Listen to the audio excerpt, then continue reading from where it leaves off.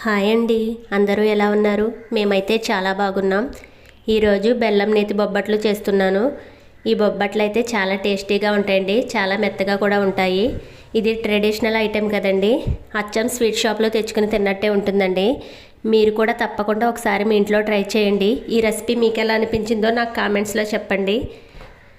పూర్తి వీడియో అయితే నా ఛానల్ నేమ్ కింద పిన్ చేశాను, ఇంట్రెస్ట్ ఉన్న వాళ్ళు వెళ్ళి చూసేయండి.